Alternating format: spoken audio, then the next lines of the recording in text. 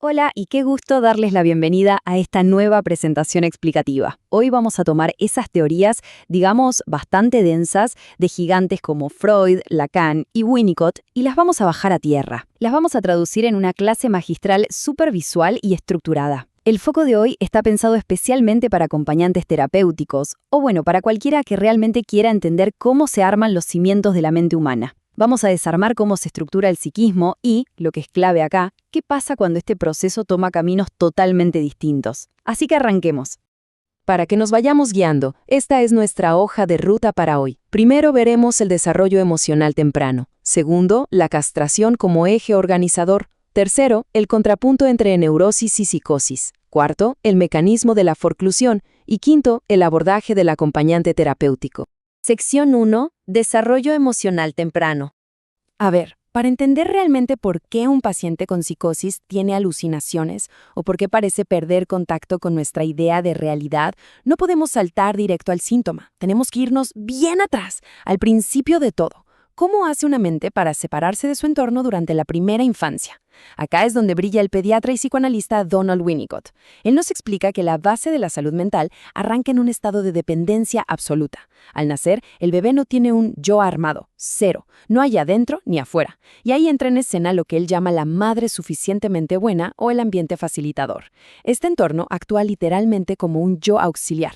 Abraza, sostiene y le da continuidad de vida a ese bebé tan frágil. Es pura fusión.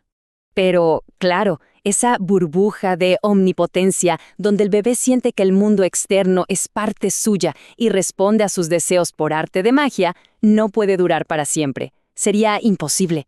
Por eso se da un proceso muy sutil que Winnicott llama desilusión progresiva. El entorno, muy de a poquito y a su tiempo, empieza a generar pequeñas pausas, no satisface todo al instante, y gracias a esa pequeña espera, el niño aprende a tolerar la frustración. Así, muy lentamente, empieza a caer en la cuenta de que hay una realidad objetiva allá afuera. Es el gran paso de separar el yo del no yo. Todo este tremendo proceso lo podemos ver clarísimo en los 3 momentos de constitución psíquica que plantea Bromberg. Pasamos de esa fusión total a la diferenciación hasta llegar a la pérdida del objeto. Esta pérdida es absolutamente vital, porque es lo que permite empezar a usar palabras y símbolos en vez de estar pegados a las cosas literales. Ahora, ojo acá, porque si estos pasos fallan, si esa separación inicial se rompe, el psiquismo queda, por así decirlo, pegado al objeto. No hay un registro real del otro como alguien distinto. Y es justo ahí, en esa falla del ambiente facilitador inicial, donde se empieza a preparar el terreno para la psicosis. Pasamos a la sección 2, la castración como eje organizador.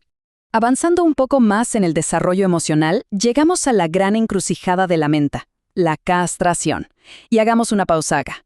En el psicoanálisis moderno, y sobre todo si leemos a Lacan, la castración no es una amenaza física literal. Para nada. Es la inscripción de la ley, con mayúscula. Es asimilar profundamente que existen límites, prohibiciones culturales. Es básicamente nuestra puerta de entrada al orden humano. Funciona como un gran eje organizador que le dice a la mente, cuidado, no todo es posible, hay un límite para el deseo.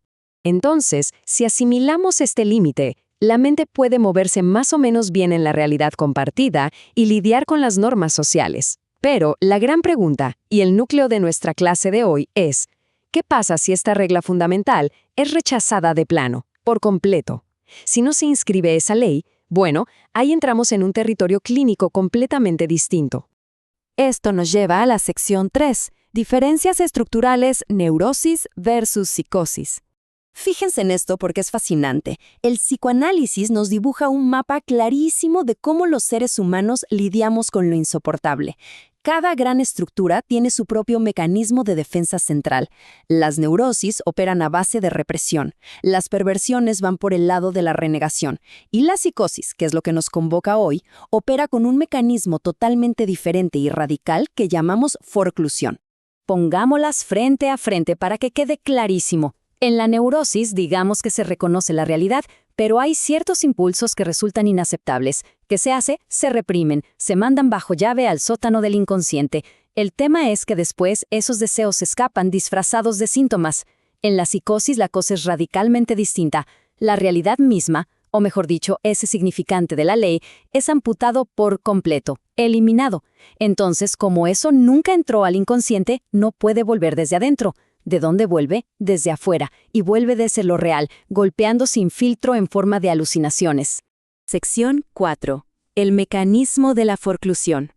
Metámonos de cabeza en este mecanismo exclusivísimo de la psicosis. Freud lo llamó originalmente Verforkung, y Lacan, en una jugada maestra, lo tradujo como forclusión. ¿De qué trata? Es una abolición total. Imagínense que mientras en la represión uno esconde algo en un cajón, en la forclusión es como si ese cajón directamente jamás hubiera existido.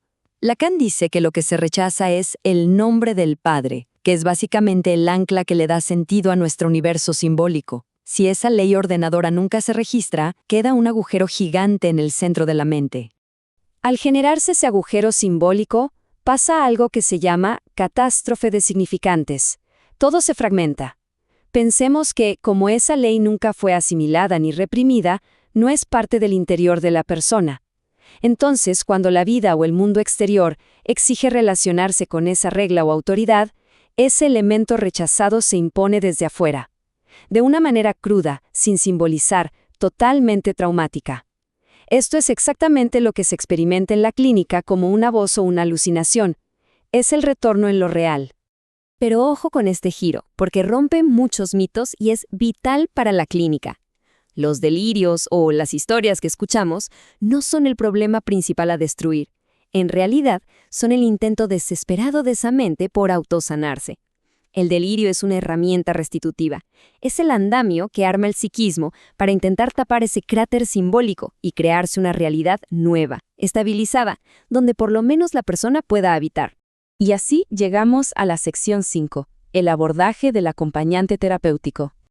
Entonces, con toda esta densidad teórica, ¿cómo la llevamos al barro de la práctica diaria del acompañante terapéutico?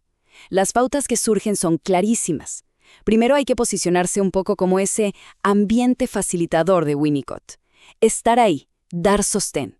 Y esto es crítico. Nunca, pero nunca hay que intentar aplastar el delirio con pura lógica.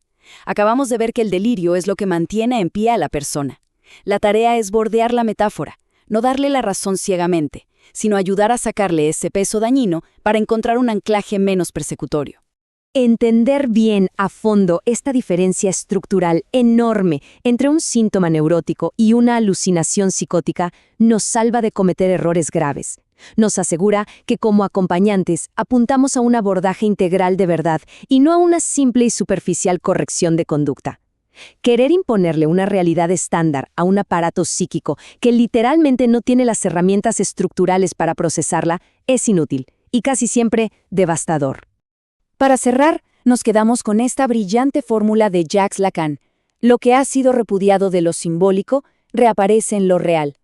A la hora de salir al campo clínico, vale la pena reflexionar cómo vamos a usar este mapa tan profundo del psiquismo para dejar de ser solo observadores y empezar a fomentar verdaderos espacios de sanación para quienes atraviesan un sufrimiento tan inimaginable. Muchísimas gracias por sumarse a esta presentación explicativa. Esperamos que todo este conocimiento se convierta en una gran herramienta para su práctica diaria.